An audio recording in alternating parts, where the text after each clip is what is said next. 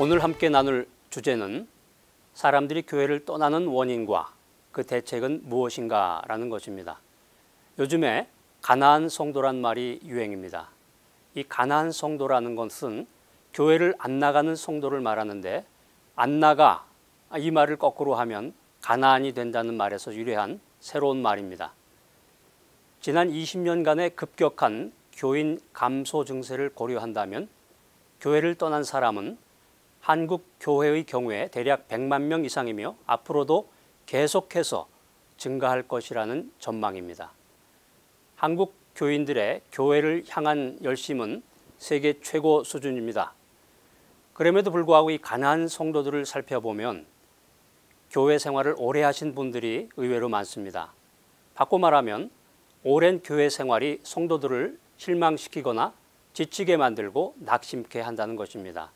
또는 불편한 진실을 너무 많이 알게 돼서 교회를 떠나게 된 것입니다. 그분들이 교회를 떠나는 이유는 교인들에 대한 실망, 목회자에 대한 불만, 독선적인 교회 운영, 그리고 직분자들의 부정과 비리, 헌금과 11조의 강요, 기복신앙과 성장주의, 지나친 사생활 침해, 그리고 틀에 박힌 교회 활동 등 매우 다양합니다. 물론 이것이 전부라고 생각하지는 않습니다. 개인에 따라서 다양한 사유들이 더 많이 있을 것입니다. 그러나 전체적으로 보면 이 한국교회가 단기간 내에 가나안 성도를 이처럼 많이 양산한 데에는 어느 정도 일반적이며 공통적인 원인이 있다라고 하는 것입니다. 교회를 떠나는 원인과 대책에 대해서 많은 분들이 SNS로 의견을 보내주셨는데요. 교회를 떠나는 원인은 개인과 교회 모두에게 문제가 있는데 근본적인 책임은 목회자에게 있다는 이메일을 보내주셨습니다. 또 믿음이 부족하다 보니 사생활을 우선시하고 보다 편안하고 편리한 것을 추구하고자 하는 이 이기적인 욕심이 지배하고 있기 때문에 세속주의로 교회를 떠난다는 의견입니다. 교회가 감동과 은혜보다는 실천하기 힘든 것을 강요하고 칭찬보다는 잘못된 것을 지적한다면 성도는 희망을 잃고 교회를 떠나게 될 것입니다. 교회에서 느끼는 실망감으로는 목회자의 인격과 자질 부족, 설교에 대한 불만족, 교회에서 영적인 욕구를 채워주지 못하는 것, 그리고 교회의 도덕성 상실, 목회자의 대량 배출로 인한 인성, 지성, 영성의 균형 잡힌 지도력 상실이라는 의견을 보내주셨습니다. 또한 사회적인 영향으로는 신천지 등의 그 이단의 유혹과 인터넷의 오락물, 불경기의 영향도 있다는 내용을 전해주셨습니다. 의견을 보내주신 분들의 대책으로는 신령과 진정으로 예배드리는 교회가 돼야 사람들이 교회를 떠나는 것을 막을 수 있다는 의견을 보내주셨고, 또한 세상적인 모임이 아니라 성도들의 수준에 맞는 신앙 교육 프로그램을 개발해야 된다, 이런 의견, 그리고 성도들이 다 함께 할 수 있는 문화 행사라든가 바자회 등을 통해서 서로의 인격적인 릴레이션십을 맺도록 해야 한다는 의견이 있었습니다. 또한 공동체가 생명력이 있다는 것을 보여줄 때 교회는 즐겁고 또 행복을 나눌 수 있는 축복의 장소가 될 수 있을 것이라는 의견들을 보내주셨습니다. 목회자의 신앙교육의 퀄리티 향상에 대한 부분입니다. 신학생들이 지식만이 아닌 진정한 인격과 영성을 갖춰야 한다는 것입니다.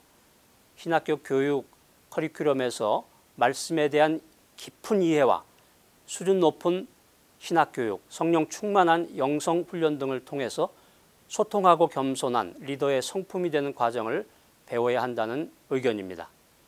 잠시 에반겔리아 대학교 한기원 교수의 의견을 들어보겠습니다. 교인들이 빠져나가는 이유는 교회가 세상과 다를 바가 없기 때문이라고 생각합니다.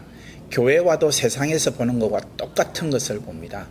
돈이며 또 집이며 세상에서 행세하는 그런 것들이 교회에 와서 똑같이 되어지고 있기 때문에 교회는 세상과 다를 바가 없습니다. 옛날에는 교회가 미움을 받았습니다. 그러나 지금은 비난을 받는 시대가 되었습니다. 이렇게 해서 참 우리 교회가 아픔을 겪고 있는데, 교인들이 빠져나가는 것은 세상과 교회가 다르다는 것이 보여지지 아니하는 것에서 이 이유가 있다고 생각이 되어집니다. 목회자는 영혼 구원에 대한 열정이 있어야 됩니다. 또한 일방적인 목회자 중심의 목회가 아니라 성도들의 필요가 무엇인지를 잘 살피고 그것을 채워줄 수 있는 목회자가 되어야 합니다. 다시 에반겔리아 대학교 한규원 교수의 의견을 들어보겠습니다. 교회를 이탈하는 성도들을 볼 때 마음이 많이 아픕니다. 이탈을 막는 방법은 하나밖에 없습니다. 교회가 하나님이 계셔야 되고, 교회는 하나님이 살아계심을 증거할 때에 교회가 세상하고 다르고 또 사역자는 세상하고 다르다는 것을 알게 되어집니다. 그래서 신학자로서 저희들이 고민하는 것은 어떻게 하면 하나님을 두려워하는 사람을 키워내는가, 그리고 그 사람들이 강단에 설 때에 정말 하나님을 두려워하는 것을 성도들이 알고 하나님을 두려워하는 삶의 능력이 무엇인지를 알고, 그래서 세상에서 정말 빛과 소금이 되는 것이 하나님을 두려워하는 성도들을 통해서 나타나서 세상의 삶이 되고 생명이 되고 희망이 되는 그런 사역자를 저희들이 키워내기 위해서 많은 고민을 하고 있습니다.